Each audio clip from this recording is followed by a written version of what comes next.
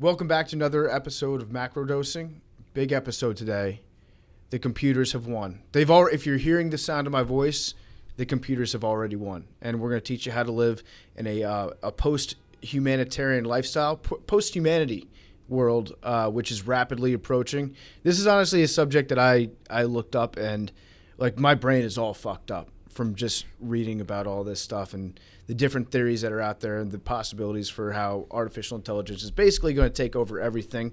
Probably already has taken over everything. So by the end of this episode, my goal is to figure out whether or not we are real people or if we're currently living in a robot simulation.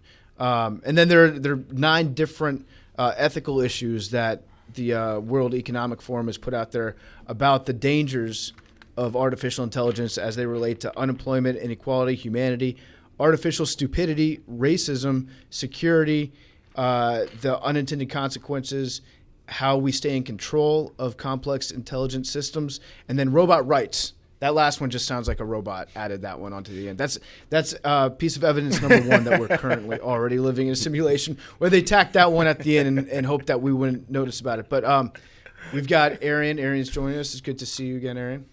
What's up, pimpin'? How's everybody doing? Doing great. Big T. Good evening. You're also here. Yep. We might have to do some cleanup on last week's episode and how Big T currently thinks that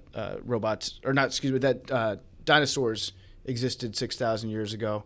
Well, I mean, we pretty well covered it. Arian's been debating against some of Big T's followers online about that. And then we have Quiggs joining us today. So Quiggs is an employee here at Barstool. He's actually the most famous person this week at Barstool because you're doing your second podcast ever. Yeah. And your first one just ended 30 minutes ago. So never did a podcast before. I have 2 today. So Quiggs is probably the smartest person that works here besides Billy. And he's got some unique insight. What would you describe your background is when it comes to just computers and artificial intelligence in general? So for this stuff, I would say it's more interest than expertise, but I do have I was an aerospace engineer in college, so I have like a scientific background and kind of like an intrigue by these kind of things. But to say I'm like any sort of expert or know more than anybody else on this, I wouldn't. I can tell that you're new to doing podcasts because you just have to declare yourself an authority on it right off the bat. Well, once I unwind a little bit, I'm sure I'll be making some. He's an expert. Declarative statements. Quiggs is an expert. So before we get into the meat of the podcast, Aaron, you want to talk to us about our friends at BetterHelp? I do. All right, man. We're going to get serious for a second. The last year's been hard on a lot of people, and that's why we're doing something new and partnering with our sponsor, BetterHelp Online Therapy. At Barstool Sports, we truly love and appreciate our listeners. Without you, none of us would be able to do what we do every day except me. And so once in a while, we try to bring you something good. Maybe it's for you, maybe it's not. A lot of us take care of our bodies with as tough as the year has been on many of us. We might also want to think more about taking care of our minds. There's a misunderstanding of what therapy is. It can be whatever you want it to be. It doesn't have to be sitting around talking about your feelings. I have plenty expertise in getting therapy, man, and this last year has been the worst year for me, 100%, and I see a therapist all the time, and BetterHelp is a good help for that. A lot of people battle with their temper and their stress. It's too much to manage.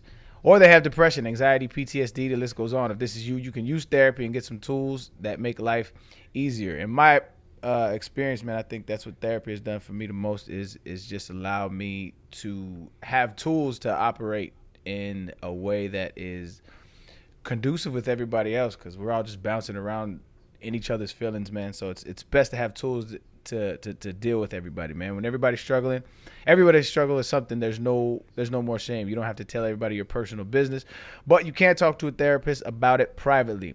BetterHelp is a customized online therapy that offers video, phone, and even live chat sessions with your therapist, so you don't have to see anyone on camera if you don't want to. It is much more affordable than in-person therapy, and you can start communicating with your therapist in under 48 hours. Join the millions of people who are seeing what therapy is really about. It's always a good time to invest in yourself because you are your greatest asset. This podcast is sponsored by BetterHelp, and our listeners get 10% off their first month at BetterHelp. BetterHelp.com/dose, DOSE. That's BETTERHELP.com/dose. All right, sick. Let's get into it. So, the concept of artificial intelligence and where it's taking humanity is one that, like every single tech entrepreneur, all the leaders when it comes to developing software and like these massive companies like IBM and Microsoft, pretty much if you're a tech leader, your biggest concern in the world is that artificial intelligence one day will become so powerful that it's going to wipe out all of humanity. And some people think that it already has. Some people think that we're currently living in a simulation. If you've seen The Matrix, you've probably heard about that. I was first introduced to the concept of artificial intelligence destroying the world through Skynet in the Terminator movies. I think that was the first one that really did it. But the debate goes back a long time. It goes back to, I think, the 40s when Alan Turing came up with the Turing test, which was essentially the idea that you have to be able to give a computer system a test and figure out whether or not it's a computer or whether it's an actual person responding to it. And then there's a concept that the power of computing doubles. I think it's every 2 years. I think it's called Moore's Law. So a lot of prominent futurists right now are saying that if we're not already living in a simulation, we will be by 2040. By the year 2040, that's like the time when supercomputers will be so powerful that they'll be way more intelligent than humans are, and then they'll just create the rest of the foreseeable future just using software programs, essentially. So I'm probably butchering that a little bit, but that's the general concept. So, Quiggs, so you have an interest in this. What first got you into artificial intelligence? I think for me, it was probably like the introduction of Teslas and like self-driving cars, and sort of like I was like super interested on like the process of how they were like developing the self-driving thing. So they've always had their self-driving like software in the cars, even when it doesn't work, and it like matches up what the car thinks it should do with what the driver does, and then compares which one's safer. And it's just been like collecting that for years and years to make like it's going to be like the greatest self-driving thing of all time. So like that would be my, I think, artificial intelligence like introduction. Gotcha. What do you know about it, Arian? I mean, I don't fancy myself an expert at this at all. I've just been vaguely interested, probably not to the extent of you, bro, but I've been fascinated with it for a while, since The Matrix. The Matrix to me was like an eye, because I didn't see it until 2015, right?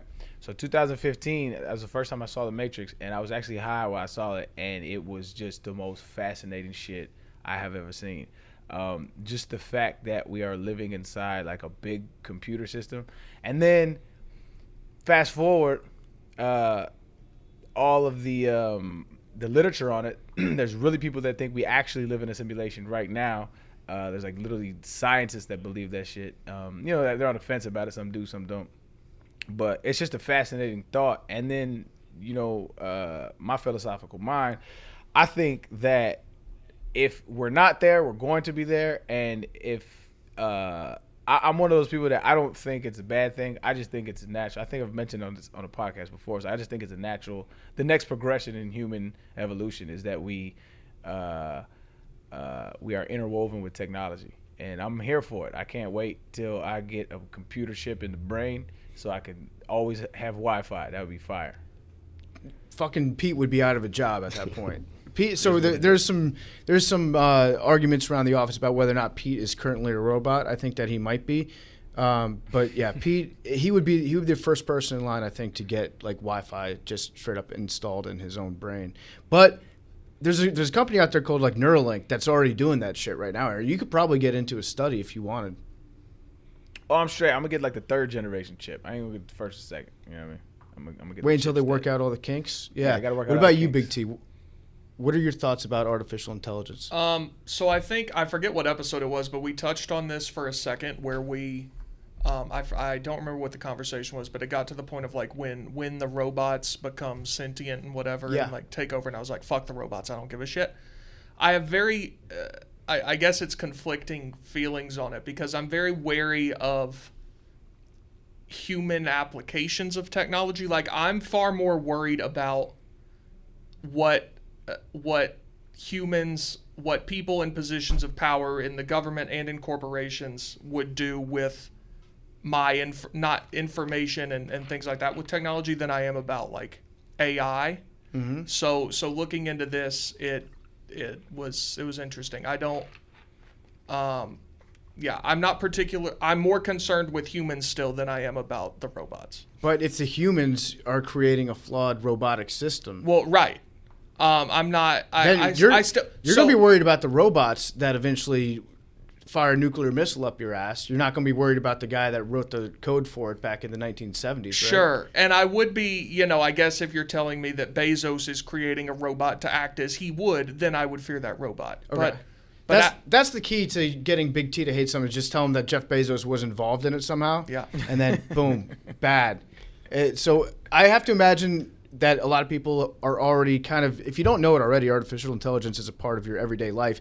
Big T's getting served ads for $70 pillows, cube pillows over here. Yeah. Because, and if you're listening to the sound of my voice, you'll probably get some pillow ads right now because they're listening to your phone. You want to know? So here's my recent experience with AI, and it happens often. So I'm big into TikTok. I'm on TikTok 2 hours every night. Last week, I like to imagine you have a daily planner, and it's like, okay, 8 to 10 p.m. TikTok time. it's just when I go to bed, I watch TikTok before to fall asleep. So Big T TikTok time. Yeah. I mean, it kind of is, honestly. But so last week I had a very public dispute with a coworker, and so I said her name repeatedly throughout the course of I guess it was Wednesday. I get on TikTok that night. The first TikTok that comes up, I had never seen this person's TikTok account on my page before ever. First one was her. Mm-hmm. And this has happened repeatedly. And like We did an experiment last year on Part of My Take where I just said the word Funko Pops repeatedly, and then everybody started sending me screenshots of their phone on like Instagram. They were now getting served ads to purchase Funko Pop dolls. People that never looked this up before. So when I say that I'm more fearful of humans, like those are people who have developed algorithms to listen to what you're saying and then sell you things. So that's something that I'm like okay with though. Well, I mean, I guess this is like I'm very pro, but like if I'm getting ads, like it might as well be something. Sure, but I'm saying interested in like than- the logical conclusion of that being whatever you think it is. I said that to say that like somebody programmed I guess there is an element of self-learning to that, but those are goals of corporations trying to make money. That's not like the computer didn't come up with that itself. So until and I guess what the point in time we're discussing is theoretical. So But Big T, let me jump in because they came up with those algorithms to make money. You think they just put those out there and they just kind of let them roam free and never update them? They update them constantly, and they're always getting better, and they keep improving and improving and improving until there will be a point, theoretically, where they will be super intelligent, smarter than anyone that ever created them, smarter than any human on Earth, and then eventually smarter than all the humans on Earth. And we can get to all this in a second, but let's go back in time real quick. So the goal of these artificial... Real quick, let me jump in. Because my man said that he's okay with that, right? Yeah. I am not okay with that, and I'll tell you why. Because it's not about them selling you fucking Beanie Babies or whatever, right? That is the least of the concern. The bigger part of the concern is the misinformation, right? So we currently live in an era where people are dying in their echo chambers. So there's no accountability from these companies to say, okay, we need to cross-reference some of these people's beliefs. And this is why flat earth shit is on the rise. This is why people think dinosaurs lived 6,000 years ago. Is because there's nobody and there's nothing to regulate these companies and their echo chambers, things like YouTube and Google and all these things. Yeah. That's where to me, misinformation is the bigger point of contention here. It's not like I guess, but like consumerism that's something where I feel like it's on the person to like realize you're getting. there's algorithms, but the algorithms are set in place to say if I look up a whole bunch of Ben Shapiro videos, then I'm gonna keep getting Ben Shapiro videos and other that kind of stuff. Maybe David Yeah. Portnoy Vice versa. video occasionally. Yeah. You said what? Dave was just on a show last week. Yeah. Yeah. But I mean, to me, that's the bigger issue. It's not really on the person, because like all of a sudden I look at a flat Earth video and all of a sudden 3 months later and I start to believe this shit, right? Yeah. And I mean, there's just no kind of recourse for that. Yeah. So- I think the biggest red flag is even Elon Musk, who is like the biggest anti-regulation person. Maybe that is prominent in the media right now. Like he's notoriously like let the private sector. He's fucking building his own NASA. That's how much he thinks that regulations get in the way of progress.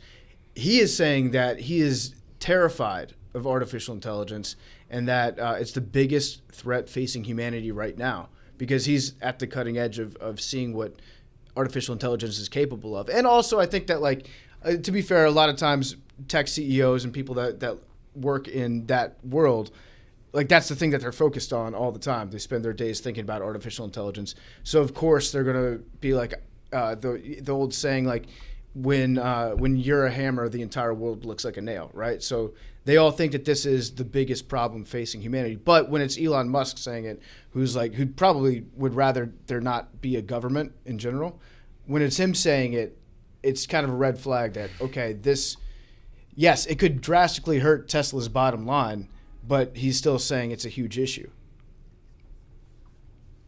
You touched on my most basic question about this earlier, and I don't know that anybody here can even answer it, so I don't necessarily know who I'm asking. But so you said, the back to the algorithms on Instagram, TikTok, whatever, that are designed by people to keep you on there spending time and money, right? At their most basic level. And you say they'll keep getting updated and at some point become smarter than the people who design them. How does that happen? If they are, and Quigs, I guess, might maybe know this. I don't know. Yeah. But so they're designed by people. Yep.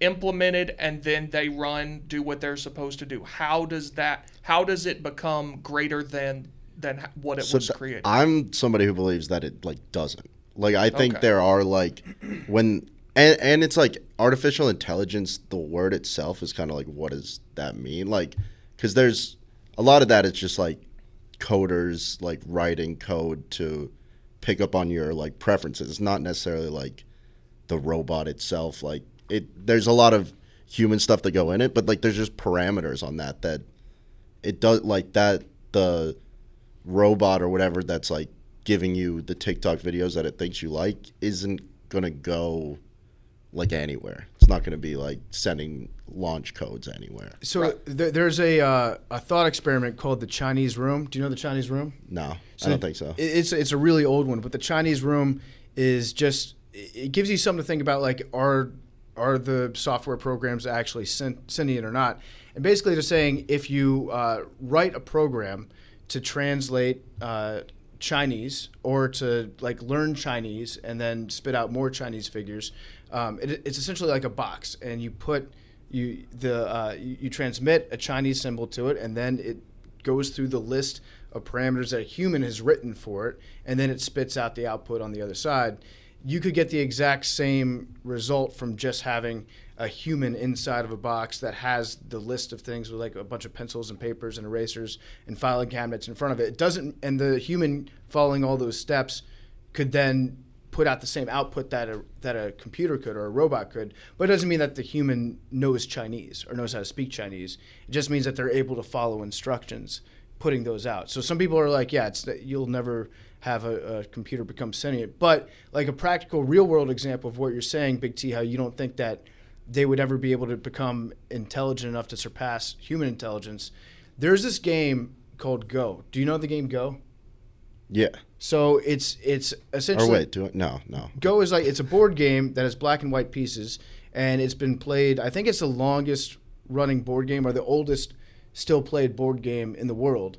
And there are billions and billions and billions. I think there are more possibilities for each move than there are stars in the galaxy. So it's really, really complex. And the goal is to just like surround your opponent's pieces with your pieces. They wrote an AI program for it that beat the world's best. Well, first it beat the world's like 150th best player 2 out of 3 games. Then it got good enough where it could beat the best player in the world 4 out of 5 games. And then there's a new version of that program that can beat the old computer 100 times out of 100. And this has all happened over the course of like the last 5 years. So already we have a program that's better at playing this crazy complicated game than any human on Earth will ever be at it. And it's just the like leaps that it's taken are just exponential. They go like once it goes back to like the Moore's law thing where technology gets better by a factor of 2 every 2 years. And so you can already write software systems that can beat humans, just like they have that motherfucker Deep Blue. That was really when we achieved singularity, when Deep Blue beat Garry Kasparov. And then they've got robots that can beat like every Jeopardy player. The robots are already number 1 at trivia in the galaxy. But that's all stuff where it's like there's no intelligence in that thing beating the guy in the game of Go. It's they've got like code written that's parameters, and they just, the way computers work, they can just rifle through like potential moves, and it's, I don't know, I just don't see that as like actual like intelligence. So what I wanted it's just to computing say, like I was going to say, that makes sense to me still, that a computer can play chess, right? And yeah. What I guess I struggle with is kind of the anthropomorphization. That's the word I want, Okay. right? Like making attributing human characteristics to the machines, and like, yeah, like that's my thing. Is like, what do we think the worst thing that could happen is? Like the end of the universe. Okay, but what is the computer's motivation to end the universe? That's my thing, right? Like all the things we're describing, it's doing what people told it to do. So if you're a hyper-intelligent computer and you understand that humans created you, you also understand that humans are the only ones with the power to destroy you. So if it's acting in a true mode of self-preservation, wouldn't it make sense that it would eliminate its biggest threat? But again, we're attributing a human-like capacity to understand like being and existence that like doesn't really exist, right? Like, so let me ask you this, Big T: what is being alive? What's the difference between? Well, that's a great question. What's the difference between people's brains and a computer that's taught to like respond to all the inputs, run through the acceptable moves that it can make, and then make a choice as an output? That's a great question. I'll have an answer for it. Yeah, I don't know either. I mean, there's certain jobs that I think computers are probably it's going to take a longer time for them to take than others. We already know they can't do Monday Night Football. We saw Jason Witten up there, big UT guy. But there's certain jobs like the arts, composing, painting. Although we can get into that in a little bit because there have been computers that have been taught to do like Rembrandt paintings and shit. But yeah, I think like, was it 30% of jobs in the next like 10 years are in high danger of being automated at some point by a computer. But like, let's flash back real quick. Let's take this back in time, because at the base level, artificial intelligence, computer software systems were designed to make life better, right? So whether it's, I don't know, optimizing a supply chain or, helping people do taxes, no matter what it is, like the root reason why we use computers is because it can be more efficient to use computers than having, 40 guys in the back room with slide rules doing everything. And as we progress throughout time, yeah, they're going to optimize everything. There's going to be somebody that comes along, writes a better code. That computer program gets optimized. And then eventually at some point it will become more intelligent than human beings are. But Quiggs, I'm curious to know what you think. How are we defining intelligence? Because when we say artificial intelligence or it's becoming more intelligent than human, how are we defining intelligence? I guess like just having a smooth, optimized brain, like not wasting energy on anything. Optimization. They're already more intelligent. If that's the case. Yeah. What's funny is if you look back over the last like 30, 40 years of technology, most of the huge leaps have come through porn. Like porn is always at the cutting edge of where people try new shit when it comes to technology. And right now, 96% of deep fakes are just in porn, just putting different people's faces in porn. And so you can always tell which way the wind's blowing, like how like what route we're going down. What's the next hot step going to be? Like, is it 5 years ago you saw people doing like the Oculus shit and virtual reality in porn, and then now it's becoming like mainstream, where it's got other applications. But that's really, if you want to know where we're going with things, look at what porn's doing. And so porn has been at the bleeding edge of the deepfake market right now. That deepfake shit, that scares me.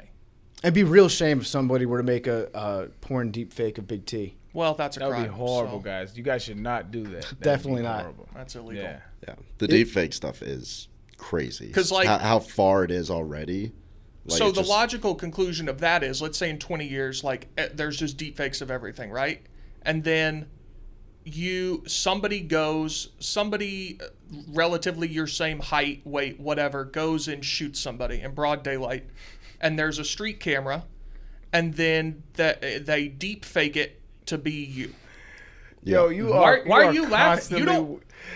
Cause bro, you live in constant fear of getting arrested for murder, fam, and it's fucking hilarious. I do.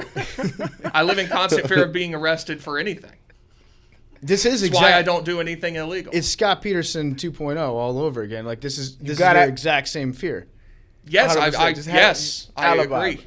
Big T, you need to pay somebody to be your alibi 100% of the time. But I said that to say that like the deepfakes, like that could be a real problem with like the legal system. I mean, that itself would be a problem, but like I think they'll like the same way that they can make the deepfakes. I feel like you can use AI to like 100%. Verify the authenticity of a video. But if you told a jury, if somebody's life is on the line and a video is the evidence, I'm positive that they could have the technology to kind of like backwards engineer to see if it's been doctored or not. Like you can do it with pictures, right? Like like in Photoshop, like you can see if it's been photoshopped or not. Like I'm positive that they can develop that technology. So I'm not worried about it from that point of view. The point of view I'm worried about it from is like the same shit, the misinformation shit, because we are continuously getting smarter and continuously getting dumber, and it's because people don't check what the fuck they think, right? And that's the bigger issues. Like you have once rumors get started, once the cat's out of the bag, it's hard to reel that thing back in. So it's just more the social zeitgeist is more what I'm concerned about. I guess I meant like if I was on a jury, and this is in 30 years when like let's say a 15-year-old can like deepfake shit on his computer very easily and like professionally, and the main critical evidence was like a video, and they brought in and the defense brought in some expert that said, yeah, I think there's a possibility that video might be doctored, and I was tasked with putting somebody in prison for murder. I would consider that to be reasonable doubt that like maybe that video's not them and there's no other, physical evidence or what have you. So you're more worried about the fact that people will use deepfakes as an excuse to escape justice. As a fan of justice, I think there are all sorts of bad things that could happen, that being one of them. So it sows doubt. Like everything is doubtable now. Yes. Once deepfakes get good enough. And I mean, deepfakes will, right now, I'm sure that we can go and look at a deepfake and tell you exactly what like shitty iPhone app somebody downloaded to make the deepfake app. But 5-10 years from now, I don't know if that's going to be the case. 20 years from now, who knows if it's going to be the case. It's going to fuck everything up. I think there's really only one possible outcome. That's just if everybody just agrees to stop improving technology as a whole. Otherwise, I totally believe that robots are going to take over, and we're not going to stop technology. We're not going to come to that agreement. Or I don't know, Quiggs, maybe like your background, like you were hired, you wanted to have a career in aerospace engineering at some point. Then we hired you. Yeah. And now you work here. Maybe that's a solution. We just find everyone who's really smart working on giant technological problems, and we give them jobs like creating optimization for thumbnails for Color Daddy on YouTube. Yeah. I feel like that could work. Just take them all out of engineering fields. Take them all out of engineering fields and have them come up with an algorithm to see which guest that ass should go up at what time per day. There's a lot of like good that comes out of like artificial intelligence, I think. Like a ton of stuff for like medical research. Like I think like if it came down to it, like we really got our backs up against the wall with global warming, it's like we put enough computing power, I think that can figure it out. Like just with stuff like that. Like I feel like if like you can look at it that way, it's like we have these things that can destroy the world. Like that probably also means that they're powerful enough to like solve some of the serious problems we have if we need them to. Yeah. There was a Stanford study that they did where they took like radiologists, like Stanford radiologists, and they took images of people's lungs, and they said, okay, the humans analyze the X-rays and diagnose what's actually wrong with these people, and then they put algorithms in place to see if they can diagnose it. And at the beginning, like, the computer was underperforming, but towards the end, when they started updating the algorithms, the computers were actually outperforming the radiologists for diagnosing these lung diseases. And to me, that's a plus. We just gotta accept that shit and just roll with it, because there's nothing better than getting scanned like what's that, Big Hero 6? Like having a Big Hero 6 at the crib and just like, yo, what's wrong with you? We scan you and we can get it popping from right there. That's the type of shit I'm looking forward to. I know all the rest of the shit, Big T's murder trial soon come. That's the stuff I'm not really worried about. I feel like a couple Big T's gotta go to jail for me to get my Big Hero 6, and I'm okay with that. It's collateral damage. No, and Arian, that's a good point, because like now you're thinking like a computer, because like you're might be precisely the problem. There are a couple mistakes that you're going to make in the interest of advancing humankind, and if Big T has to go to jail for 50 years in order to save 200 million lives due to early diagnosis of cancer, I think that's a win for everyone. No. We'll have Big T call into the show and record his parts Big T, like at the end of that Outcast more Christ-like than sacrificing yourself for humanity, nah, fam. This is your time to shine, dog. That's disrespectful. No, it's true. It's just straight up a fact. Nah, that's sacrilegious. No, it's saying like live your life like Jesus. Use the teachings of Christ. Sure. Be the change you want to see in the world. Sure. Gandhi would have stood up on this table and said, I killed Lacey Peterson, take me to jail, if it meant that Scott would go free because he was innocent. You know that. Scott should have gone free because he was innocent. Then if you truly believe that, you should raise your hand and say, I killed Lacey Peterson. Well, that's not how that works. Sounds like you care more about yourself than Scott That's Peterson. just not how the and justice system works. So, all right, here's a counter to your irrational fear, Big T. If we reach the stage in deepfakes where it'll sow doubt amongst a jury, we'll also probably eventually have robot juries. You could. Let me teach robots, let me think through this. Yeah, if you can teach an artificial intelligence system or a software system to like run through the prosecution case that's been put in front of them, like, okay, here's the DNA evidence that we have, here's the video evidence that we have, analyze it and tell us whether or not it's true. I thought about it for a second, and I don't like it because, our entire justice system is predicated on a jury of one's own peers, and those aren't one's own peers. Unless we're already robots. What do you mean, Cap? No, it's not. Why? I don't want to get into politics. Well, yeah, this is a different thing, but that's what a jury is. It's just other people in your community. Allegedly, and definitely not in your community. So the thing is, like, there's human error that goes into the justice system. Sure. There's a lot of human error that goes into it because it's all tasks performed by humans that all have their own backgrounds and biases. So wouldn't it make sense then to have a software system that might not have those biases? Or this is where you get into the real deep shit. Then you have to analyze the people that develop the software systems and be like, their biases are straight up in the software that they're putting out. Like the funniest thing, I guess it's not funny, but it's really strange how like they made those like automatic hand dryers that you see in like airport bathrooms and stuff, and they're statistically less likely to recognize a hand being underneath it if it's not a white person's hand, because the people that wrote it did most of their testing on, you know, the test subjects were white, and so they have like inherent bias. That's why when you see people like writing articles like, oh, people are calling hand dryers racist now. No, they're not calling hand dryers racist. They're just saying like empirically you can prove that the people that wrote the programs wrote their own biases subconsciously into it. When right to that point, when Face ID first came out, right, there was a lot of people that were Asian that were complaining about the racism in technology, because like when you would unlock when they unlock their phones with the Face ID, like it would happen, like multiple people could unlock it, and that shit is a real thing that you should pay attention to. Yeah. So I thought this was interesting, a way to think about the computer simulation, whether or not we're living in one right now. There are three possible outcomes. One, humanity will destroy itself before we reach the robot singularity or the artificial intelligence singularity where they take everything over. So that would be like all-out nuclear war, global warming, asteroid hits the Earth, whatever. Something catastrophic happens before we reach that point where we've created software programs so powerful that it'll take over the world. That's one possible outcome. Possible outcome number two is that we are about to come up with software systems that will be so powerful that they take over the world in the next like 20 to 100 years, whenever you think that might be. Possible outcome number three is we've already come up with those software systems, and we're currently living in the matrix right now as a design of the software system that we invented. Let me ask you So this. either you're so egotistical that you believe that you will be around for the end of the entire universe or the end of the world, which like every generation, every society believes that wholeheartedly.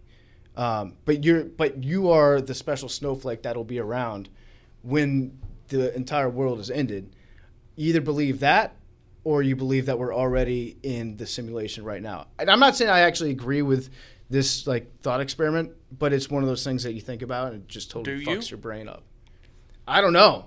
That's the thing. Well, let me ask you this. So if we're in a simulation, right, and we're developing all this artificial intelligence to potentially take over, what if we're in a simulation and this is finally the one where we develop the technology to overtake the technology that created us, and then we beat the simulation with our own simulation? And then, Inception there. Then what happens to I that don't know. simulation? I don't know. I mean, I don't know. But I'm just saying, if we were created in a simulation, why couldn't we beat the simulation? Mm-hmm. That's an episode of Black Mirror. Definitely. So I like the intrigue of an alien race creating us as a part of their simulation. Like, I'm a big like simulate. I think we are part of it. I think it's dumb. Really? Well, no, I wouldn't say dumb. Dumb's the wrong word. But No, well, there is as long as like a simulation can be built like to this level, it's dumb to assume you're not in a simulation.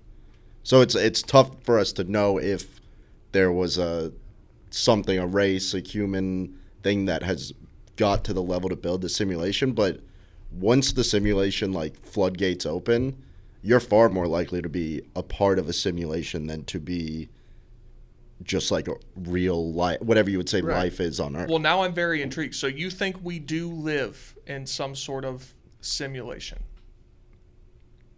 Statistically, yeah. Like, I think Interesting. based off that, I think it is a simulation. that's what I'm saying. So like in the one of the three outcomes where or two of the three outcomes assume that we're existing at one point in time leading up to the destruction of the world one way or the other. And then the third, it's like we're one of a part of basically infinity simulations that have been created at some point in time. So yeah, statistically, like then you get into some cool shit where you're like, well, I'm not responsible for anything that I do. That was a simulation. That was a simulation talking right there. And that's where Big T is like, I find that to be a reasonable argument if you believe that we're actually part of a simulation, because then it's also reasonable to assume that you don't really have free will. okay, here, I don't think we have free will. mind just blown right now. Elon Musk just came up with all the simulation talk because one day he'll get arrested for tax evasion, and then he can use the, like, I'm in a simulation, nothing that I do is my responsibility. And he'll have already told everybody else about the simulation, so he's poisoned the jury pool. Not the worst That actually makes theory I've ever heard. I'm just like longing for an explanation that makes my dumb brain feel comfortable at the end of the day. And to me, like, just pinning everything on Elon Musk actually seems a lot more palatable than trying to figure out like whether or not I'm real or I'm a software system. I'm okay with that. So That's actually intriguing though. Like, if we're in a simulation, so like die or like reincarnation would just be like you get another life. You know what I'm saying? Like a 1-up. You get a little mushroom, Mario mushroom. That's kind of fire, dog. Like, I'm into this one. I hope we live in a simulation. That'd be amazing. So Quiggs, I'm very intrigued by this. Yeah. So what is the goal of the simulation? Who or what? Like, what is the? I honestly don't even know what I'm trying to ask. No, I kind of get it, and I don't know if I have an answer. Like, it's not it's not something I walk around every day being like, this is all fake. It's real. It's like when I kind of think about it, but I don't know. Like, I think of it as just like, say we're not in a simulation. This is real life, but we're kind of like the way computers are like evolving. Like, we could have in 100 years here, like somebody where they could just run like almost like a GTA thing on their computer that is just like a simulation that's like real life for the people inside of it. Sort of thing. But I think like beyond that was a bad example, but like, yeah, I've never thought about who the simulation's like for, or if it's for someone. Have y'all seen Starfleet, the episode of Black Mirror? Yes. Oh yeah. Right. So like that brings up a good ethical question. Like, if you do create a simulation, right? So this dude like took DNA from like his coworkers or people. He was like a weirdo in real life, but in a simulation he was the captain. And so he can recreate people, and it made them. They thought they were alive inside of the simulation, but their real bodies were out in real life. There's people that haven't seen it, but inside of the simulation that he created, he was like a dictator. He treated them like shit. He beat them. He like tortured them. Right? Like, is that ethical? Like to be a dictator in your own simulation? Like, I don't know, man. It's like, is it real? Yeah, I don't know. I don't know either. Real? I feel like there's just so much of like in the media and movies and stuff like that like portrays AI poorly. Like it kind of like the idea that I feel like people like think of actual robots and like the like movie like. Well, that's what I said earlier. And it's just like that's not even a part of it, really. Right, like anthropomorphizes them, turns them into like human-like characters. Yeah. When like that's not really. Yeah, like there's just not the like idea of them ending the world, like taking over and like taking the humans hostage, and I just don't see that happening. Well, wouldn't it be there is going to be an element of like. I was gonna say if you're a computer, right? Like, wouldn't your end game be like the most logical step, right? Because they're all about like logic and math and computation, right? So like logically, we're a cancer.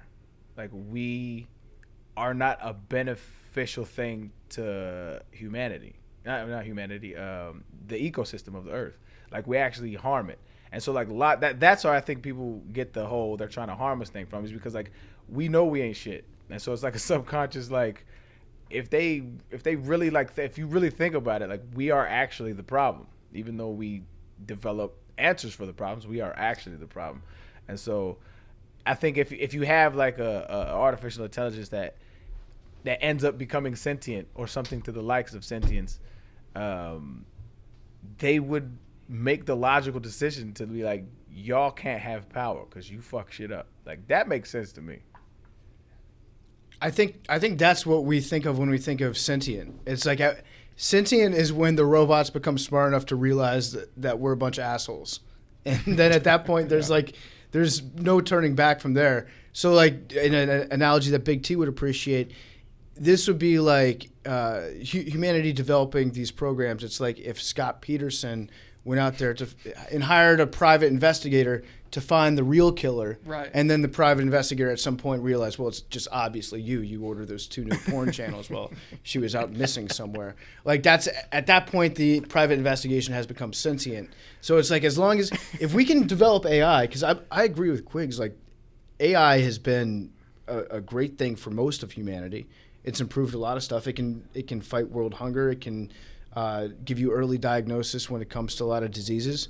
But if we can figure out a way to just make sure that the technology doesn't ever reach the point where it gets smart enough to realize that we're dickheads, that would be optimal. But is there a way to do that? Well, I think, like, not that we have, but, like, I don't think anybody wants to, like, hear the answer that, like, yeah, it's under control. It has parameters. Like, I think people just hear it gets smart enough, it can just do whatever it wants to. Mm-hmm. And I just don't believe, like, there is, like, you're talking about this, like, the AI wants to destroy the human population, but it's like there's not one single AI. It's literally just, like, very advanced coding that is heavily done by a human, and it just uses like artificial intelligence to make that code more efficient and kind of fill in the blanks that help it be better. So like all these worries, is that like a little bit of us just projecting our own insecurity onto things? I think so. Like I think I see a lot more good than bad out of AI. I'm gonna take a break real quick and talk to you guys about ExpressVPN. You know what's not fair? The fact that Netflix hides thousands of shows and movies from you based on your location. Then they have the nerve to increase their prices on you. That's right. They just raised their prices once again. You could just cancel your subscription and protest, or you could be smart about it. Make sure you're getting your full money's worth by using ExpressVPN like I do. So you might not know that what's on Netflix in your country is totally different from what someone in the UK or Japan has on theirs. With ExpressVPN, I can control which country I want Netflix to think that I'm in. ExpressVPN has over 90 countries to choose from, so every time I run out of stuff to watch, I just switch to another country to unlock new shows. And right now, there's so much new stuff that you can watch that's not on US Netflix. And with just one tap of a button, ExpressVPN can let you change your location to many different countries and optimize your viewing experience. Here's the best part. It's not just for Netflix. You can use ExpressVPN to unlock shows on other streaming services too. I can watch BBC iPlayer. It's free. It's only available in the UK. ExpressVPN is also super fast and works on your phone, your laptop, and even smart TVs, so you can watch your shows on the big screen with zero buffering. So be smart. Stop paying full price for streaming services and only getting access to a fraction of their content. Get your money's worth by going to expressvpn.com/macrodosing. Don't forget to use this link so you can get 3 extra months for free. That's 3 months for free at expressvpn.com/macrodosing. expressvpn.com/macrodosing. We should be good. Yeah, we should be good. Thank you, Pete. Thank you, Pete. No one ever thanks Thank Pete. you, Pete. Thanks, Pete. We'll leave that in the podcast. We'll leave that in the podcast. Thanks, Pete. What a gem of a robot. Great guy. Aaron, you were talking about Facebook.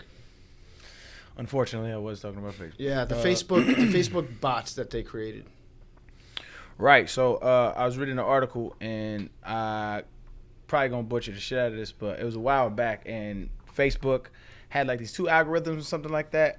They ended up like kind of creating their own language and kind of communicating and talking to each other. So it was English, but it was like there, over, whatever the case may be. And the creators of it kind of stopped it, and they were like, "Yo, this is kind of wild."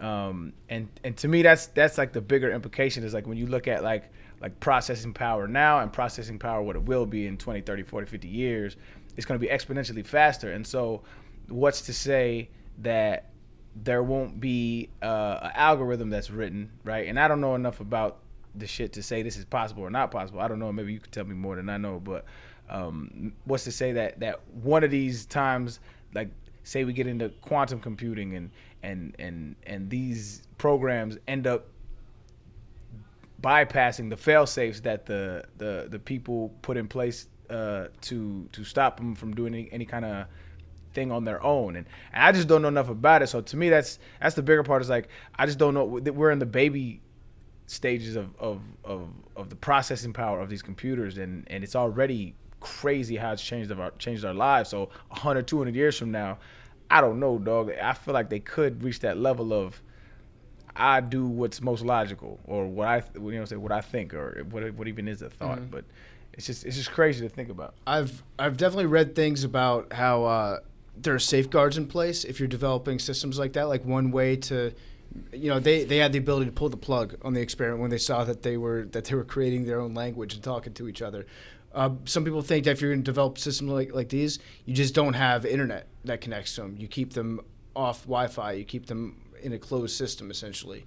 My solution is much more elegant. Like, if I'm just trying to figure out how to prevent these computers from taking over the world, I just invest heavily in magnets. I buy a shitload of magnets because that's their Achilles heel, right? Maybe I don't know. Maybe I'm wrong about it. Are magnets just like a sweet way to kill any electronic that comes near you? Yeah, magnets will fuck up electronics. So that's what we need to do. We just need to have a giant silo of magnets ready to be deployed on cruise missiles at any given time, and let the robots know that shit. And then they'll be they have to have a healthy fear of us, Yeah. I mean, I think that's what EMPs are. Yeah. Isn't that basically electromagnetic, just wiping Pulse. out the stuff? So yeah, we have that technology. That's how they kill the Sentinels in the Matrix. But it's also as easy as just unplugging. That's easier than wiping it. These things can't work without power or stuff like that. Mm-hmm. Do you guys think that artificial intelligence will ever be able to create art that is as beautiful as what the human mind is capable of creating? Yeah. Yeah. Big T? Well, it depends what you mean by art. Visual, painting? Sure. Are computers going to be able to write, songs? I don't know. Yes. I think they're already, doing that. I think they but music is nothing but mathematics. Music is just mathematics. How good are the songs, though? I would have to listen. So do they slap? Correct. There is a piece that's unfinished. I think it's Schubert's 8th Symphony. It's a famous symphony that was never finished. And in 2019, Huawei, I believe that's the name of the Chinese technology company, they announced that their artificial intelligence system finished the last 2 movements of the 8th Symphony. And I listened to it. It was pretty good. It was pretty good. It did sound a little robotic when it was okay, they just basically understood that the chord progression in Pachelbel's canon is appealing to the musical ear, and so they just it sounded a little bit basic, but it was pretty impressive. Do you want to hear it? I can pull it up. Well, that's what I'm saying. I'm sure a computer can take pieces of information from a song and finish it, but can it write, I don't know, a country song with lyrics that are good? I don't know. Absolutely. Yes. Yeah. If they can, eventually it'll be I'm sure there's stuff now where they can almost do it, but it sucks. Eventually they'll be able to do it. Wasn't there that and this is to the point where it's they just learn, right? So they just learn that those algorithms they learn. And so there was that program that listened to all of Donald Trump's speeches, and it spit out its own speech that was eerily similar. It was wild. And so if you just input all kinds of songs, country, R&B, jazz, all kinds of songs, I'm positive it could come up with its own lyrics. And who, if it's good or it's not, that's the subjectivity of art. But it's just it's gonna be able to create art. I also like how Big T went straight to country music as an example of a complicated song that would be tough to finish. Those are the best lyrics. You can get country music. Well, yeah, if you're a fan of the best story. It's the best storytelling. 90% of country music, and I consider myself a fan of country music, but 90% of it is slogans that you see on a T-shirt at the Atlantic City Boardwalk. That's that's all new age. I'm a bigger Patsy Cline fan than you, fam. Right, old school good country music is not that but new. But it's not the best lyrical. Come on, man. I think it's the best telling of stories. All right, Coal Miner's Daughter, great song, 3 chords, maybe 4 for the entire song. Sure, and as most is of the lyrics all pop were music now. Right, I'm just saying. I think country music would be real low hanging fruit. So this is. I was picking a genre. This is the when they create. I'm gonna let you get that off. But 100%. Pop music is super easy. It's like 3 or 4 chords usually. It's just really, it's really simple to play. But like when you start like creating like jazz and those kind of improvisations, like that's when it gets like, all right, man, this shit's getting wild. It's also cool hearing the human body be able to make those sounds, whether it be like singing them themselves or like the ability to play it on a guitar or on a piano. Like part of the reason that I enjoy watching live music is because it's awesome to see people's hands do things that I thought were impossible to do. And like knowing that it's a human, like an imperfect thing that's playing these. That's part of the reason why I like it. But this is the unfinished symphony. A robot wrote this.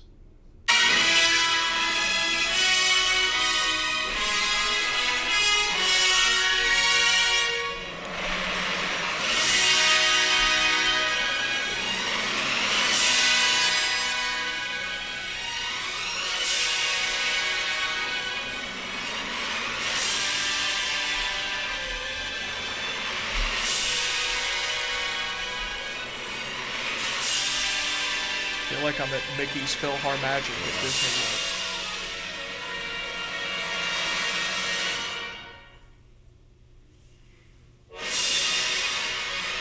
The computer knew, like, take a pause there. The dramatic pause, yeah. Let the moment breathe for a second. Can we put the sound of that into the episode, Avery? Absolutely. That's fire, dog. So, yeah, the computer did a pretty good job on that one. And then in 2016, there was a Rembrandt painting that was designed by a computer, and it was created by a 3D printer. And this is like 400 years after Rembrandt died. And the result could trick any expert. So, like, they had Rembrandt experts look and told them, like, hey, this was found. This is a painting that we didn't know existed and was found. And they're like, yeah, this is a Rembrandt. And that's the craziest part to me is, like, I always feel like art would be the last things to be taken over by any sort of, like, software system. But when you break it down, a lot of it is, like, formulaic to a certain extent. Like, everything builds off what we learned from the generation of artists before us, and then somebody after us will build off of that and so forth. So, like, it does kind of make sense that they'd be able to straight up program a computer system to do it. And also, to Quig's point, we might already be in a simulation, so. Yeah. Yep. So, would you say that Rembrandt did that painting? Or would you say that the computer system did that painting? Because all the computer system did was study Rembrandt paintings and then combine them to make a new one. So who gets the royalties off that? Gotta be Rembrandt. Well, Yeah, split 50-50. Whoever made the robot and Rembrandt's estate. Yeah. Yeah, because that's like kind of where I keep going back to this. It's just like all of this is like pretty human controlled.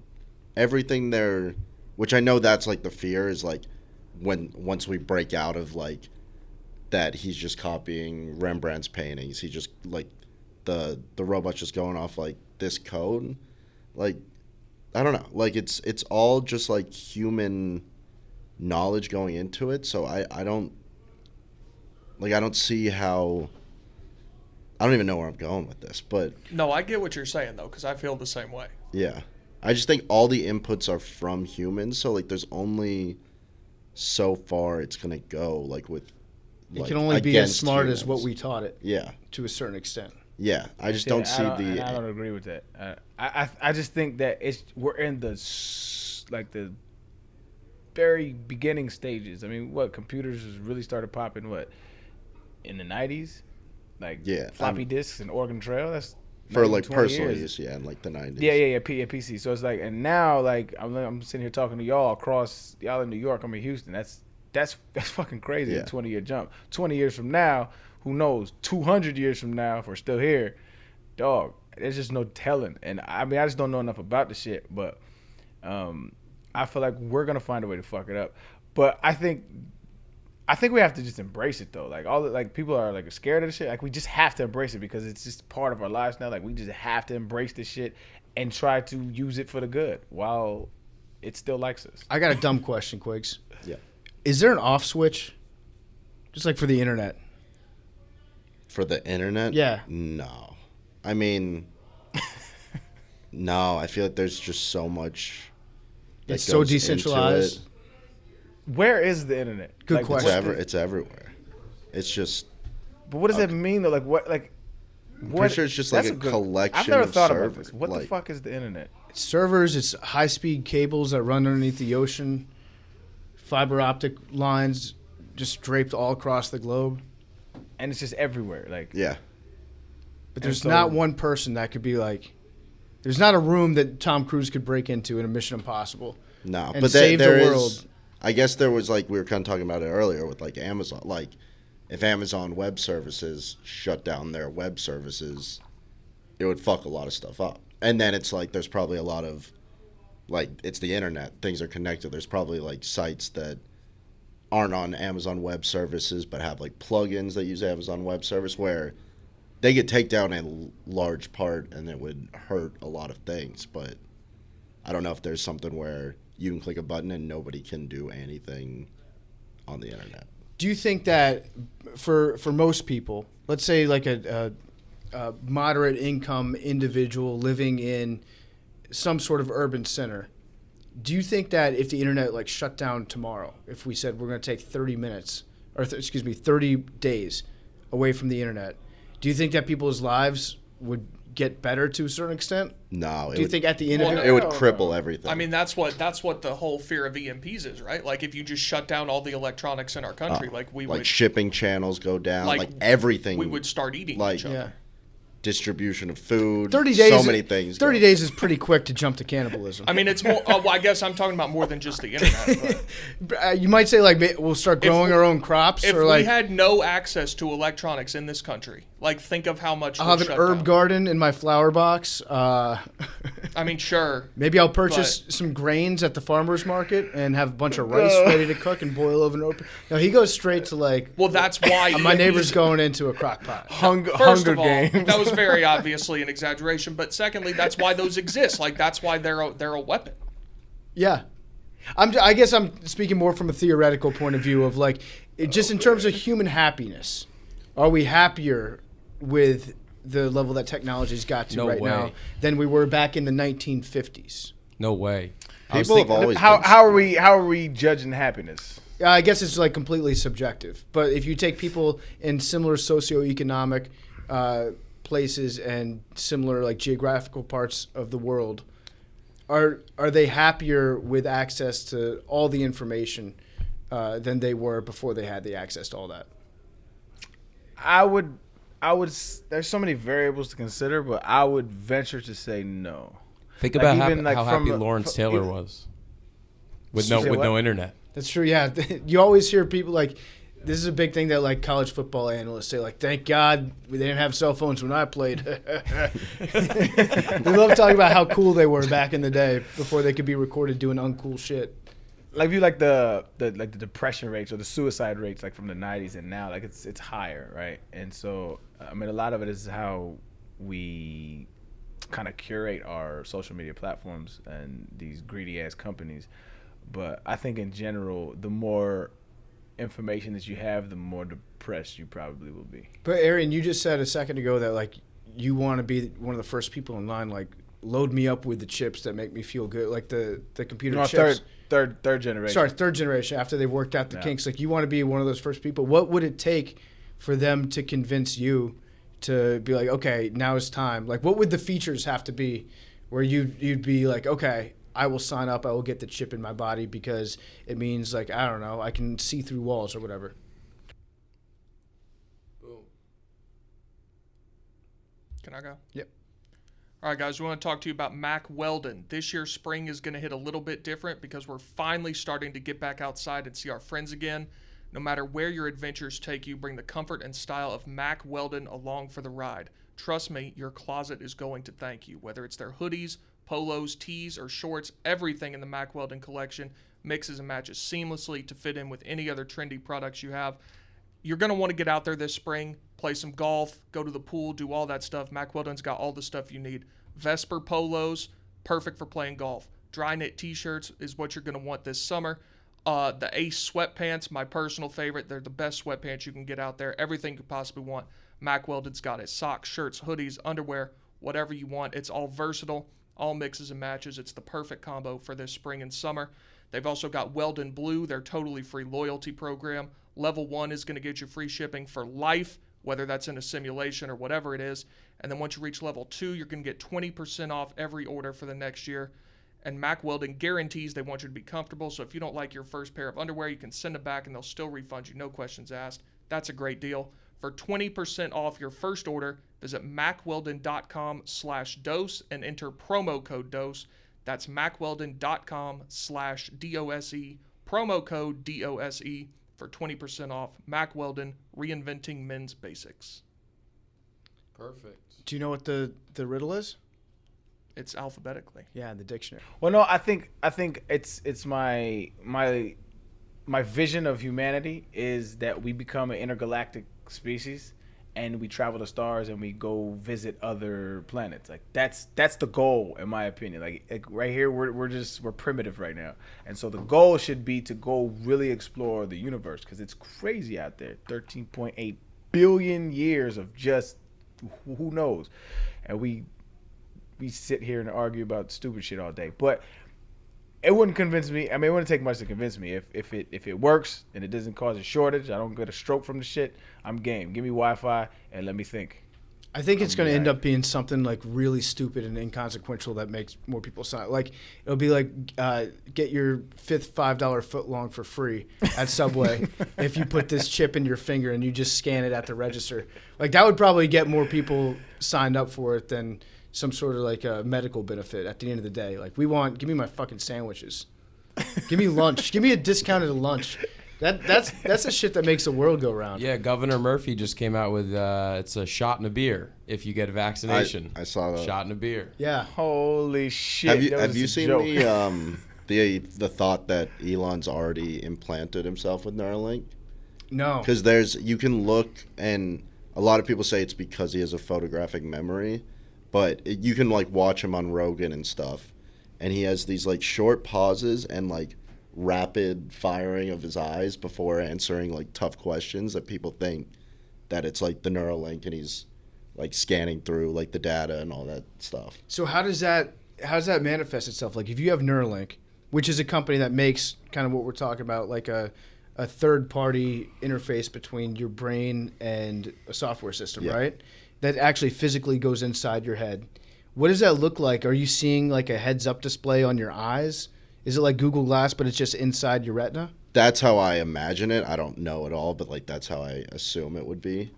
And it would make sense. Like that's just kind of like how all like evil super geniuses go. They just keep pushing the limits like on themselves, and That'd be fire, and you don't even have thoughts no more. You just have like open tabs in your head. There's a whole bunch of open tabs. Do you want to like go back and access your entire browsing history in your brain, like everything that you've ever thought of? Memories, compartmentalize your memories. That would be all. This is all beneficial shit. To me, it would keep people more honest, right? Because like now it's like I can't gaslight people and say, oh, I thought you said, like, nah, bro, I remember it. Like this is foolproof memory, like, and we could recall it. I could show you, like that other Black Mirror episode where you can like record what you're seeing. Then, like, Yeah, but it'll make them more honest. Look at you, big T. It's like, you no, see no, how don't get that me went for for murder. them. You see how that went for them? Not well. Bro. Couldn't if you somebody just don't hack kill your nobody, Neuralink, you gonna be though? all right. No, but like what's the dude goes into like a job interview or something, right, at the beginning, and they're like, what did you, I forget how the whole thing transpired, but he's like, they have the ability to just rewind and like see everything you've done. That's a horrible idea. No, you can. I mean, it's one way to look at it, but the other way to look at it is okay. Let me see where I fucked up in this job interview. How can I better myself for the future? And the only really thing that happened in that episode was Shorty was cheating. That's all that was. Like, Right. that was the whole episode was about Shorty cheating. so And you I'm okay basically with that want too. to be able to just like watch film of your own life, like break it down and stuff. I mean, that is the way you get better, fam. You get better by watching film. Do Like, you want other people to be able to watch your life though? Sure, if you want to watch me beating off to some porn, hey, feel free. See, fam. I guess You know, you and I get very the short, like, fundamentally I mean, disagree there. matter of fact, I had an email from a scammer one time, and he was like, I guess like I had an old password, and he was like, let's. He started real blunt. He was like, let's just be blunt. This is your password, and he put one of my passwords up there, and I was like, oh, so it kind of got me off guard. And I was like, what is this? And he's like, I have access to so and so. So he's like, deposit me $10,000, or I'm going to show them. He's like, I saw what porn you watched. He said, nice taste, by the way. And he's like, I'm gonna give it to you. And I was like, nigga, that shit's not gonna startle me at all if you send out videos of me beating my meat. Like, it's probably just gonna make, I don't know, it ain't gonna bother me none though, man. Like I said, go ahead, fam, go ahead and do it. So it's like, I don't know, man. That shit don't bother me, man. I just don't commit enough crimes to like be worrisome about niggas like invading my privacy like that. You don't have to commit I a don't crime though. I mean, like, you would be fine with people just being able to access everything you've ever done. Yeah. I just have a I problem. disagree with My that. only problem with that is somebody could hack your shit. Somebody could, if you've reached the point where you have Neuralink in your brain, somebody could hack your Neuralink, Sure. implant a false memory, and then they're like, boom, we found this in your Neuralink, and then you believe the ultimate form of gaslighting, right? Like somebody actually does like brain wipe you, put their own memories in. That's not even gaslight. It's electrical lighting. Also, like if this existed in the Black Mirror like sense that Arian and I are talking about, like nobody could ever lie ever again. Like lying wouldn't be a thing if other people were able to access your deal. Which, like, now, how is that a bad thing? well, I mean, I think it is a bad thing, changing the entire fundamental way the world works. But if, like, let's just, you don't want to, your friends are like, hey, let's go out tonight. And you're like, oh, I can't, sorry, I've got to do this thing. And then they're like, oh, no, that's a bad example. I don't know. No, it forces you to be honest. You have to be honest with your friends. Like, I don't feel like going out tonight. It opens the door for healthy communication. Again, BT. yes, Tell me you're correct. That was a bad example. But Give me an instance where lying is okay. I'm not saying it's okay, but I'm saying I think lying's like just a part of life. Right, though. you Like, are fundamentally altering the way the world works. I think lying's okay to a certain extent. Like, Arian, I'm listening. Okay, let's say hypothetically you send the group text a picture of your child, or so like you have a newborn baby. Be like, isn't my baby cute? And somebody does not think that your baby's cute in the chat. They reply, no, it's not. It's an ugly baby. I'm not saying you'd have an ugly baby, but I'm saying like there's certain circumstances where it's polite to lie. I have put a preface out there for all my friends. Do not send me baby pictures. Also, don't send me holiday cards because they're stupid. And so I have yet to see. I saw one cute baby.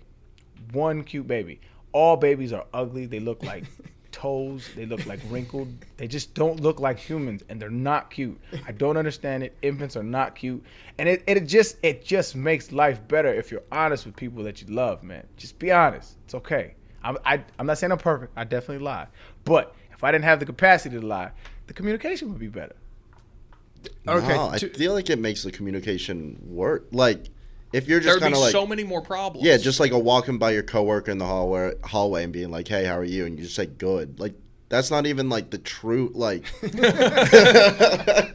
But no, it's like there's like certain things where it's like they're not like real lies, but you just kind of like, you say things to people to kind of like get through certain. Yeah. What's up? Hey, PFT, how was your weekend? I had diarrhea. Yeah. Like that's not the answer That's you what want. happened. That's what happened, You just though. want a good and keep it moving. You know? Yeah, You can sometimes say it's a little you can say liable. bad and keep it moving. That's It's not a true. lie. True. I don't know. The Neuralink stuff kind of freaks me out, although I'm sure that once they come up with something worthwhile, I'll be like, yeah, sure. Shoot your poison into my brain. I don't care. Load me up with the good stuff. But I just want to be the board. Quiggs, we were talking before we started recording about the theory of, is it called single player?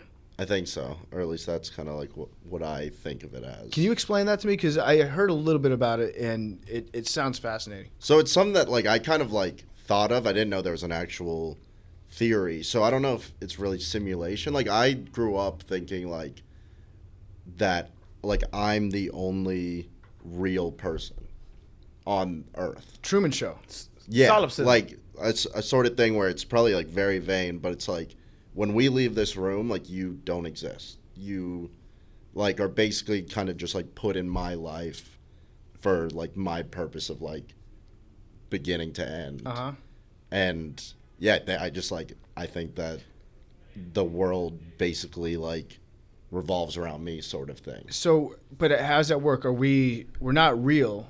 Are we made of like electronics? Or are we just No, it's like you're so like flesh, human body, but like if I'm not with you, like you have no brain function, like you don't exist. Well, sort of. what actually we all go into a room and then we just sit around. We're like, I wonder what Quiggs is doing, and then we just hang out for a while, and then you come back in the office, and everyone's like, he's coming. We flash the lights.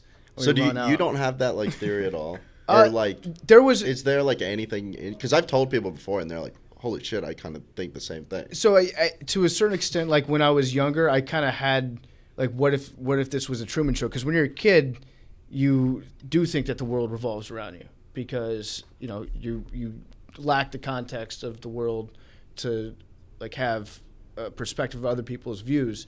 But yeah, there was definitely like a little bit of that. And I think it's very common. Yeah.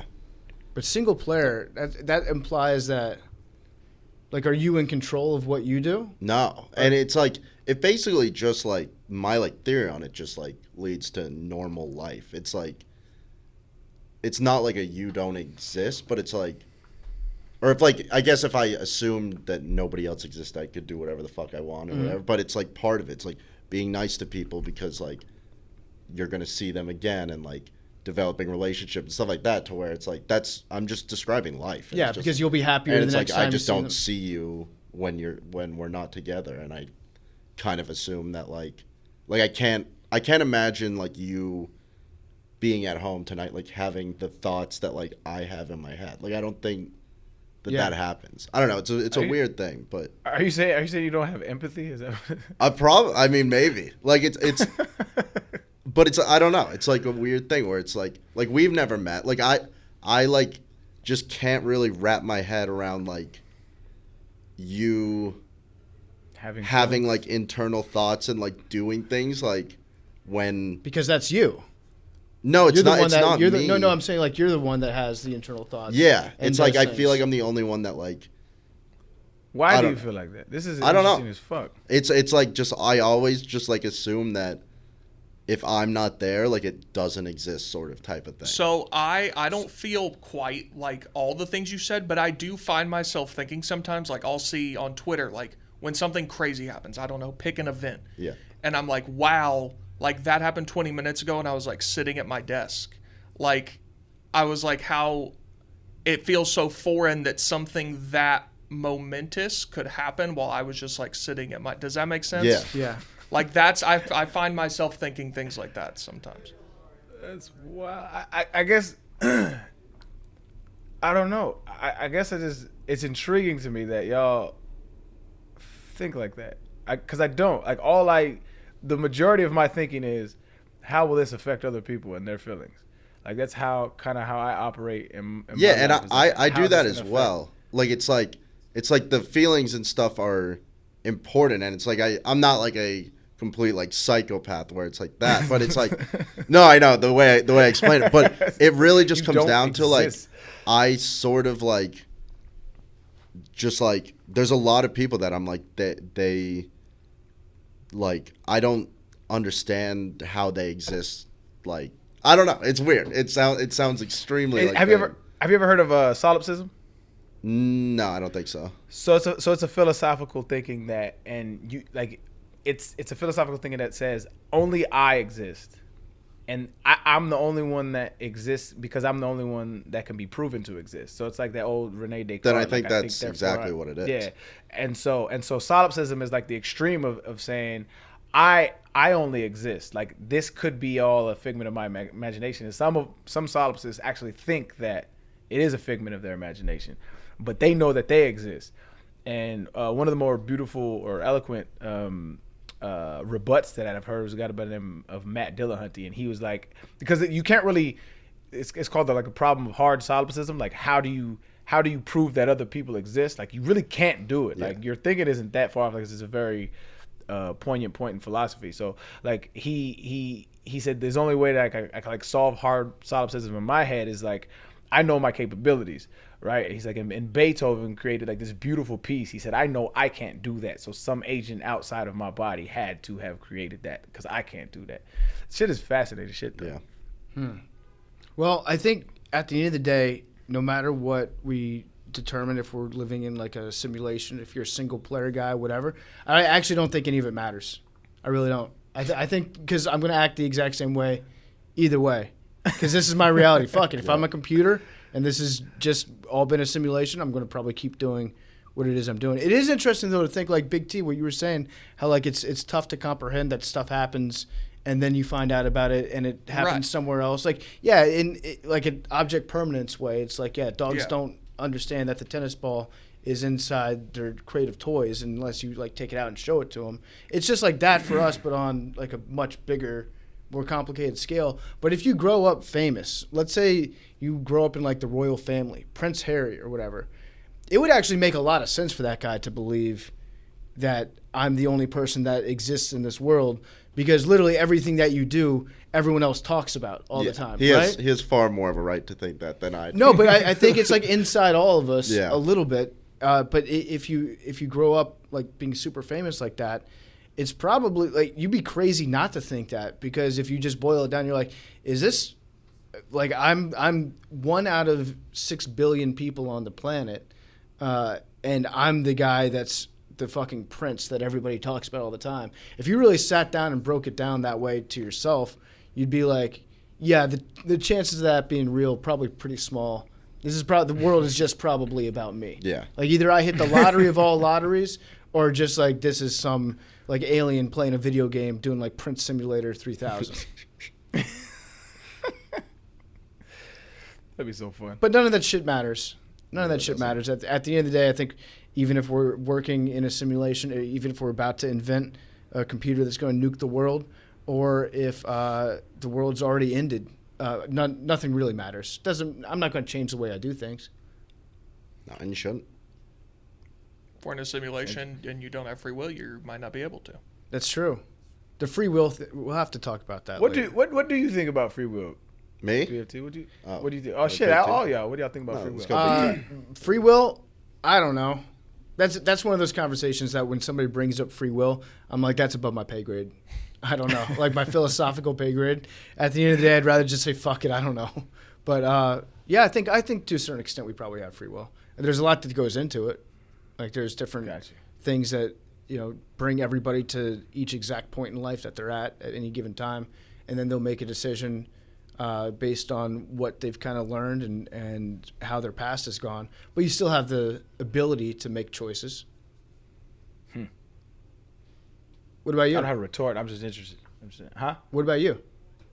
I don't think we have free will. It's a long process, but basically the gist of it is, I alluded to this when we were talking to Buddy about biohacking.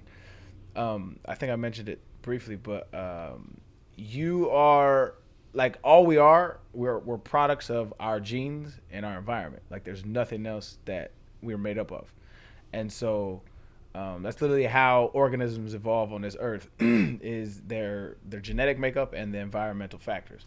And so you literally aren't in control of either one of those things. If you're genetically predisposed to like certain things, feel certain things, there's nothing that you can do to change that. And if there is, it's an environmental factor. And that was totally out of your control as well.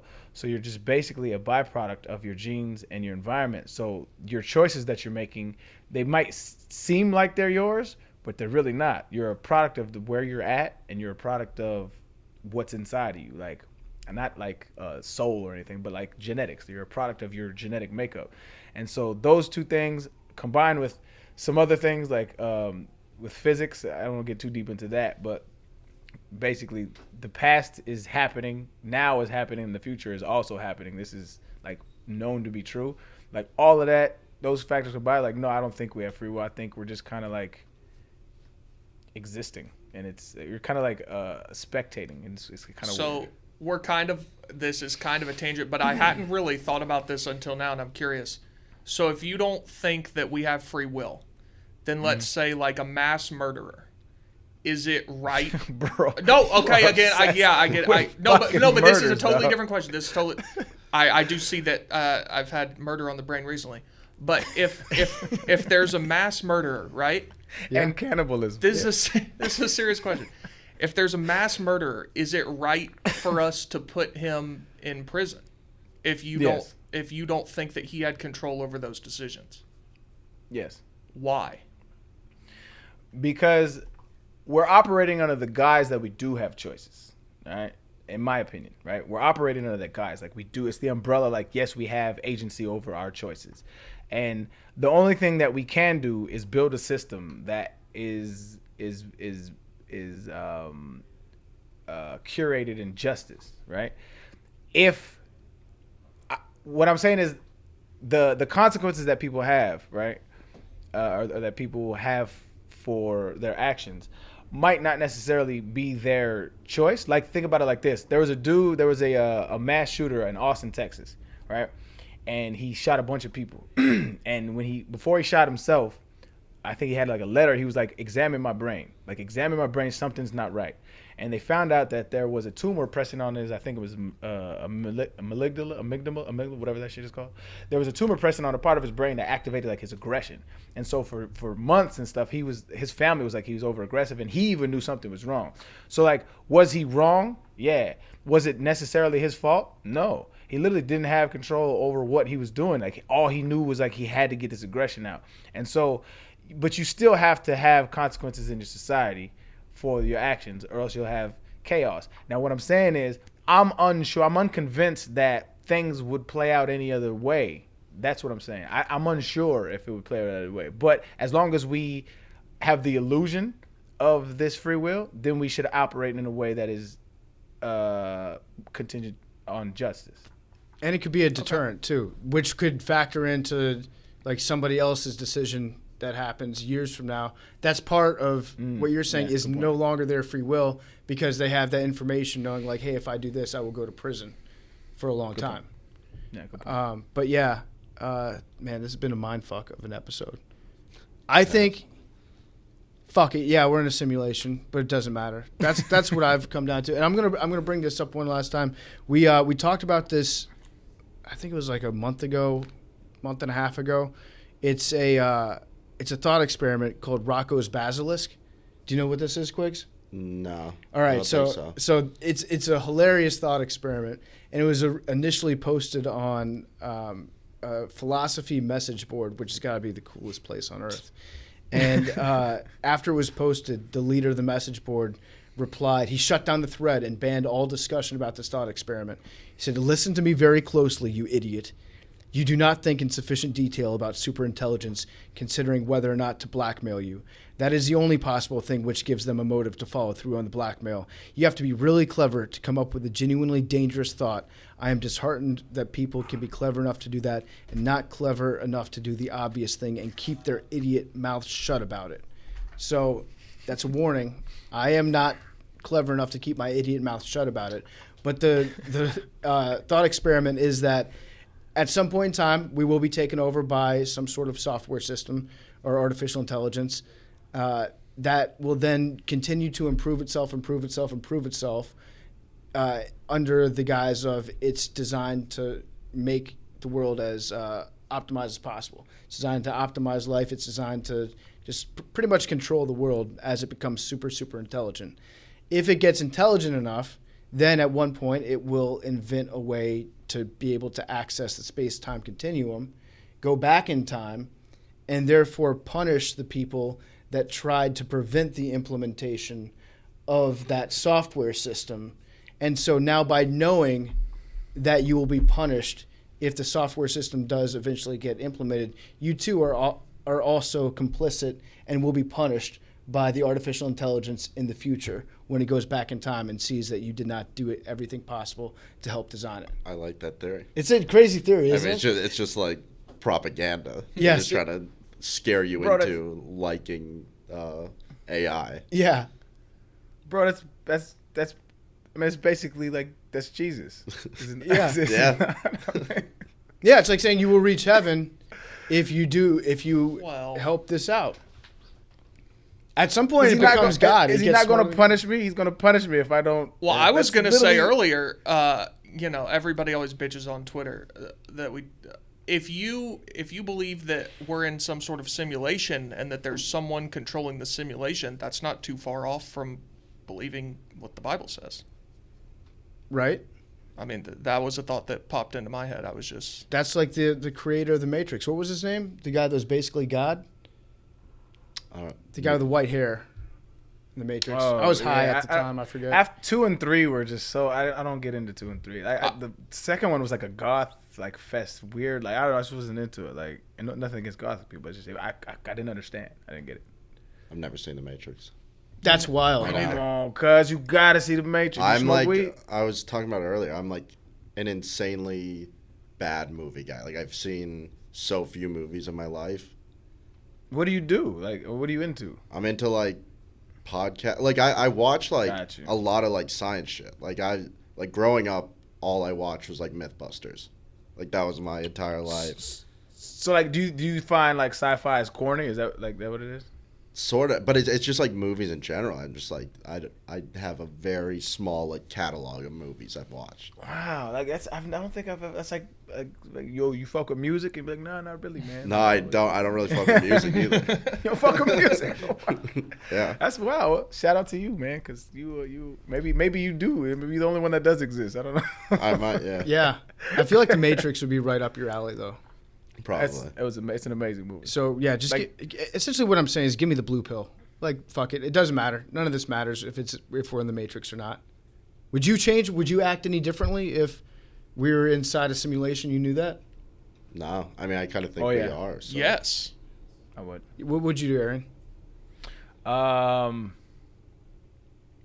try to figure out a way to like talk to him. Like I'd just be trying to communicate with the people that made it. Like I'd be like, yo, get me out of here. Like let's rap. Cause I'm like this shit, this maze y'all put in. I'm not for this. This is whack. I like that. Like I've never heard anybody say that as their answer. Like you tried to find the creator of it, and to get them out, just they'd think that you were cool. They'd be like, "Yo, this Arian guy's, I like talking to him. I think I'm gonna help him out." I mean, whichever dude programmer, he probably knows I'm probably his cup of tea. So, but I just want to. I don't like this shit. I'm just so over this world. This shit whack. Nigga, like.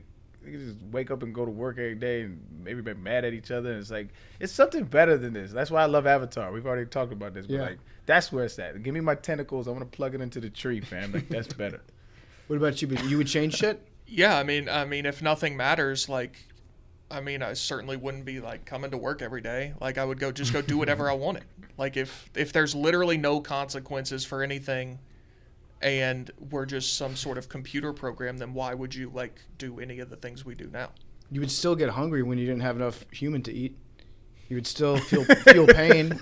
You'd still get cold if you couldn't afford your heating bill. I guess, but like, I don't know. Like, I would be far more risk prone. I guess. I don't know. Like You'd start slamming H. You get like really take a walk. I might try it if I thought that we were just a computer program. Like, yeah, why not? He would murder somebody. No doubt. No doubt, Big T. No, I wouldn't do that. I don't know about that, man. I wouldn't do that. We've established that's my biggest fear. No, your biggest fear is getting falsely accused. Getting caught. Yeah, correct. That's correct. Yeah. Either, honestly. That's your by far your biggest fear. You don't care about getting caught if you actually did that shit. I would prefer not to, but it would be fair. Right. As opposed to the alternative. All right. We do have a word from Billy Football, who will be out next week, and then he'll be coming back after that whenever he decides that it's a good time for him. But he did want to pass something. He's got a riddle. And Billy was like, do you think that people would want... Here's what he texted me. Can I send in a riddle for you guys to try and solve on macrodosing? I feel like it could be a good contribution. And I said, yes, you may. I don't know if Billy Riddler. I don't know if we should try to solve it right now or if we should have people that listen to the show, if you've made it this far, you try to solve it. And then the first person that gets it, like a selection of merch, we can send them like a macrodosing shirt. Care package. A care package, yeah. So reply to the tweet that we put out in the morning that has the episode on it. If you can solve Billy's riddle, then just reply to that. The riddle is, when does death come before life, but after birth? It's heavy shit. And I love that Billy thought of us too, and he wanted to submit a riddle. So mull that over, see if you can figure it out. Say it again. When does death come before life, but after birth? It's heavy. Oh, I've got it. It's heavy. Big T's got it. I got it. That was too. quick. I think I got it too. That was very quick. And then, Aaron, you got to guess and see what color underwear Big T's wearing. We'll see just how far into the simulation you are. I'm going with black today. Close, navy blue. Let's see. Prove it. See the undies. Well, it's gonna look black.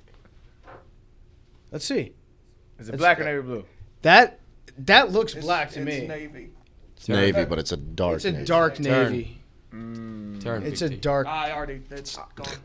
It's gone. I was getting dark vibes. I was close. All right. Is Yeah, that no, the you way were it's going? close. You're close. All right, that does it for us this week. Love you guys as always, and we'll be back next week. Let us know what you want to hear us talk about. Let us know that we're handsome, and give us suggestions for any sort of topics or things that you want us to cover. And we will see you next week. Love you guys.